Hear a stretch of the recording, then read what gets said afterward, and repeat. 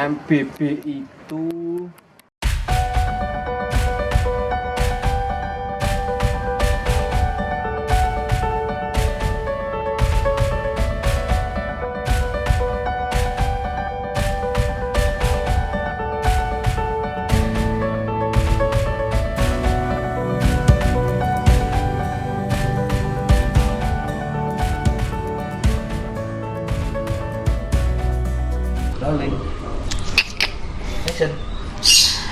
Tujuan dari membaca buku tentu saja berbagai macam. Namun dalam konteks Romo Mangun pada saat itu, Romo Mangun membacakan buku bagi anak-anak dari kalangan miskin.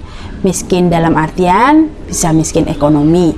Maka dampaknya adalah miskin pengetahuan dan juga miskin harapan.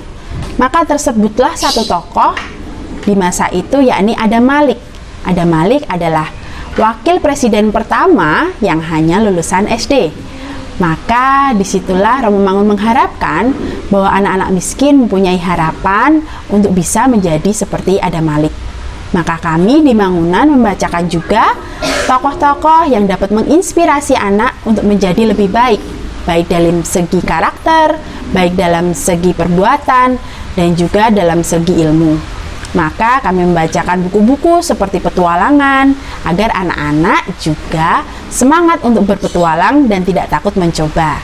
Terima kasih. Membaca buku bagus salah satu pembelajaran khas yang ada di sekolah Mangunan. Jadi metode ini digunakan di dalam kelas maupun di luar kelas antara guru dan anak dengan menggunakan buku. Jadi MBB membaca buku bagus ini, anak akan diajak untuk masuk dalam suasana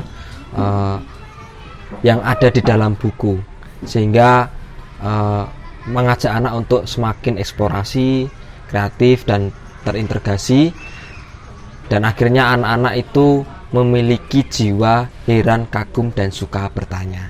Terima kasih. MBB itu adalah membaca buku bagus, salah satu pembelajaran khas di Sekolah Eksperimental Mangunan.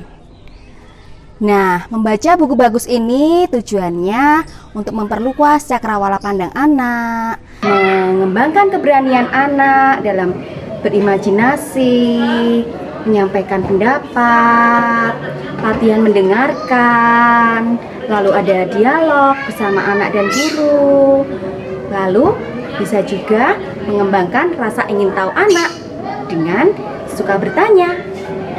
Nah, MBB dalam MBB ini maka guru juga perlu memilih buku-buku yang menarik bagi anak. Bagaimana buku itu bisa menginspirasi anak dan anak bisa tertarik untuk mendengarkan cerita yang dibacakan guru. Dalam membacakan buku cerita kepada anak, maka guru juga perlu ada intonasi, bagaimana bisa menghayati peran-peran yang ada di dalam cerita itu, sehingga anak antusias untuk mendengarkan. Nah, buku-buku yang dipilih tentu juga buku-buku yang harus menarik bagi anak. Misalnya tentang tokoh-tokoh, tidak hanya tokoh-tokoh tentang kemanusiaan, misalnya juga tokoh-tokoh binatang yang di situ terkandung nilai-nilai. Untuk kelas besar, misalnya SD ke atas, bisa memilih buku-buku cerita tentang tokoh-tokoh penemu, tokoh-tokoh para orang yang bersemangat, tidak mudah putus asa dalam menjalankan hidupnya, lalu tokoh-tokoh kemanusiaan, tokoh pahlawan, dan bisa menginspirasi mereka. Dalam membacakan buku cerita juga diperlukan teknik-teknik tertentu. Bagaimana juga posisi tempat duduk dengan anak, antara guru dengan anak, ataupun orang tua dengan anak. Dan bagaimana pemilihan buku yang tidak terlalu tebal dan menarik bagi anak.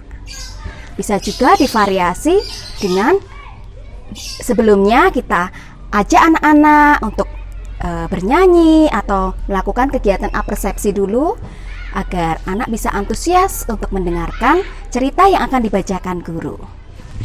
Mari kita semangat membaca buku dan mengajak anak berlatih mendengarkan dan berdialog. Dan juga anak belajar mengungkapkan pendapat dan pertanyaan. Dengan belajar mendengarkan dan mengungkapkan pendapat atau pertanyaan, maka rasa ingin tahu anak akan semakin berkembang.